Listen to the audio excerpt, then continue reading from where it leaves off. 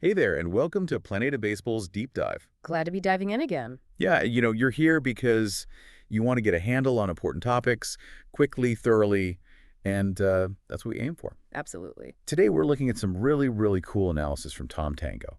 You probably know him at Tangotiger Online. Oh, yeah, a legend in the field. Totally. We're focusing on a piece from his Tangotiger blog about a metric called EV50.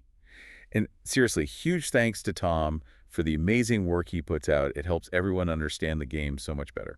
Couldn't agree more. His work on EV50 is, well, it's a perfect example of how he takes something that feels intuitive and then really backs it up with solid data. Right. So our goal here is to figure out why EV50 is, a thing, why it's useful for looking at hitters, what it actually tells us. Without making your head spin with endless numbers, we want that aha moment. Exactly. Okay, so let's unpack it. The big question Tango tackles is pretty straightforward. Why EV50? Why not just average batted ball speed? Seems simpler.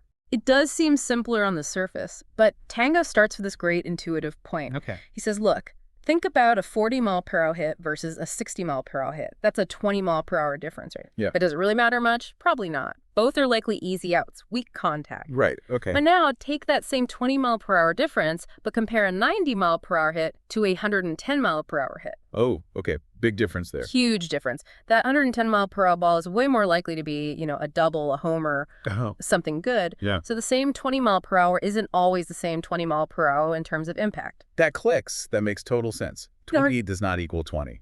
Exactly, yeah, his point. And he doesn't just leave it as a gut feeling. He digs into the data using year-to-year correlations. Okay, so how does that work? What's he comparing? Right, so he takes, say, batted ball data from 2023, all the different ways you could measure it for a player, Mm-hmm. and compares that to how those same players actually performed offensively in the next season, 2024, usually using something comprehensive like WOBA, weighted on-base average. Gotcha.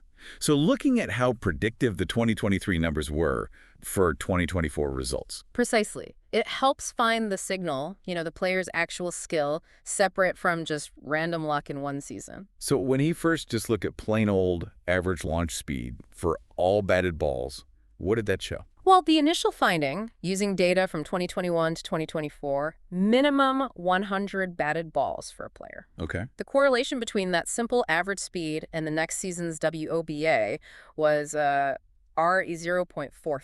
0.45. So there's some connection, but maybe not super strong. Exactly. It's positive, but Tango figured correctly that all those really weak hits were probably just noise, muddying the waters. Okay, so then he started filtering out the weak stuff. What happened then? This is where it gets really interesting. He found that if you just remove the weakest 5% of a batter's hits and average the remaining 95% fastest, Yeah. the correlation with next season's WOBA immediately jumps up to RA was 0.47. Wow, okay, just removing that bottom 5% makes a difference. A clear difference. It's like the first lesson is never just average all the batted balls for a hitter.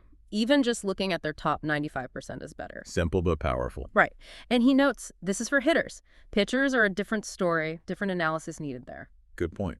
And did the correlation keep improving as he removed even more weak hits? It sure did. Take out the weakest 10%, the correlation climbs to R.48. Okay, Remove the weakest 20%, so you're looking at the fastest 80%. Now it's R.49. getting stronger. Yep. Remove 30%, focus on the fastest 70%. Now you're over 0.5. Oh, R is greater than 0.50. Wow. Remove 40%, so the fastest 60%.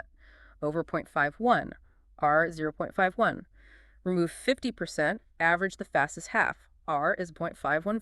0.515. That seems pretty Oh, good. that's solid. And it kind of plateaued there for a bit. Removing 60%, so the fastest 40%, gave R 0.516. And even higher. Barely.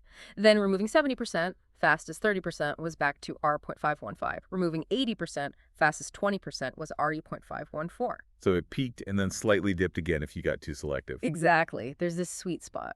Okay, so that range where it peaked, Yeah. that's where EV50 comes in. That's precisely it. The correlation to the next season's WOBA was consistently really high between roughly 0.514 and 0.516 when you looked at anywhere from the fastest 20% up to the fastest 55% of a batter's hits. Right. So EV50, which you see now on Baseball Savant as best speed, it specifically takes the average of the fastest 50%.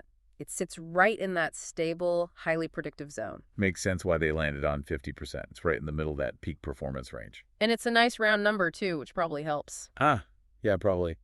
And there's a useful baseline number for EV50 too, right? Like what's average? Oh, yeah, super helpful context. The average EV50 across MLB tends to be right around 100 Miller. 100 millimolar. Okay, so that gives you a quick gauge. If someone's well over 100, they're hitting their best balls harder than average. Exactly, it's a good benchmark. Okay, so Tango establishes EV50 is great for predicting overall offense, like WOBA. But then the blog post shifts gears a bit, doesn't it? He looks at home runs. He does. He asks, okay, can we use the same kind of thinking, focusing on the hardest hit balls as a proxy for home run power? How did he test that? The same method. Pretty much the same method. Ran the correlation analysis again, comparing those different percentiles of fastest batted balls from one season, but this time comparing them to the next season's home run rate, specifically like out-of-the-park home runs per batted ball. Okay, trying to predict pure power output. Yeah. And did he find the same pattern? Did focusing on harder hits predict HR rate better too? Remarkably similar trend, yeah. The correlation between using the fastest batted balls and the next year's home run rate, it followed almost the same curve as the WOBA correlation. Interesting. Where did the home run correlation peak? Also in that same general area. The highest correlations for HR rate were between RU 0.531 and RU 0.533. Also when using between 20% and 55% of the fastest batted balls. So very similar sweet spot. 0.53 is even a bit higher than for WOBA? It is slightly higher, yeah. Interestingly, the absolute peak for predicting HR rate was right at the 20% fastest batted balls. The very top 20%. Yeah, but he did note when he looked at just the top 10% fastest, the correlation dipped slightly down to R equals 0.527. Okay, little drop off if you get that selective. Yeah. How did Tango interpret that finding? Well, he's cautious, as always. He mentions this analysis used 3 years of data, which is decent, but maybe not massive. Right. And seeing that little dip between the, say, 15% and 20% fastest, it made him hesitate to just say, use the top 20%. So what did he suggest instead? He leaned towards suggesting that maybe using a batter's top 25% fastest batted balls might be a slightly more stable proxy for their home run rate potential. Captures that peak correlation area, but maybe avoids the instability at the very, very top end. Okay, a bit of a safety margin built in. That makes sense. Yeah. Playing the percentages, you could say. Ah, nice one. Now, related to that stability idea, Tango also explains why he generally prefers metrics like EV50, which is an average of the top 50% over just picking a single point, like, say, the 90th percentile exit velocity. Why is that? It really comes down to reliability or stability, like you said. Think about it. If you only look at the 90th percentile hit, Okay. that's just one specific batted ball out of maybe hundreds. Maybe the 10th fastest ball and the 11th fastest ball are super close in speed. Yeah, it could be tenths of a mile per hour apart. Exactly. So which one happens to be the 90th percentile could bounce around a bit just due to tiny variations year to year or even game to game. It's potentially volatile. Right, a small change could flip which ball is the cutoff. But if you average the top 25% or the top 50% like an EV50, you're including a bunch of data points. That average is going to be much less jumpy. It's more robust. Ah, I see. Averaging smooths out the potential randomness of any single data point near the cutoff. Precisely. He uses the example comparing the uncertainty of picking the 10th versus 11th fastest ball compared to the stability you get from averaging the whole top quarter. Makes it much clearer. Okay, that's a really important distinction. So let's try and wrap this up. The big takeaway from Tango's analysis on EV50 is what? I think the main point is that EV50 averaging the 50% hardest hit balls for a batter, it's just a really smart, robust metric. Because it filters out the noise. Exactly. It ignores the weak contact that doesn't tell you much about skill and focuses on the hits that do matter. By averaging those high-impact balls, you get a clearer, more reliable signal of a hitter's actual offensive talent. And it connects well to future performance. Yep, shows a strong link to future WBA, their overall offensive production, and it gives you solid clues about their potential for hitting home runs. It cuts through the clutter. Really powerful stuff. And this has been super insightful digging into Tom Tango's work here. It always is. If you enjoyed this and want to go deeper, definitely check out the Tangotiger blog. Seriously, it's packed with great stuff. Links to older posts, forums. And his book, The Book, Playing the Percentages in Baseball. Essential reading. Absolutely. And hey, for more baseball talk, analysis, articles, and more deep dives like this one, please do check out our own blog here at Planeta Béisbol. Yeah, come visit. You can find that at planeta-baseball.com/blog. That's planeta-beisbol.com/blog. blog. We share lots of content there. And you can follow us, chat with us on Twitter, too. We're at Planeta Béisbol. We'd love to connect. Definitely give us a follow. Okay, so one last thought to leave you with.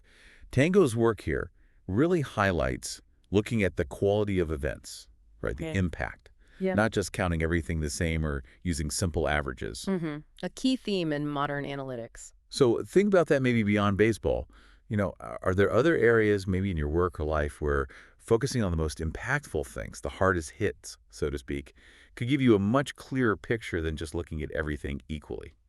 Something to chew on. Good food for thought. Thanks for taking this deep dive with us today.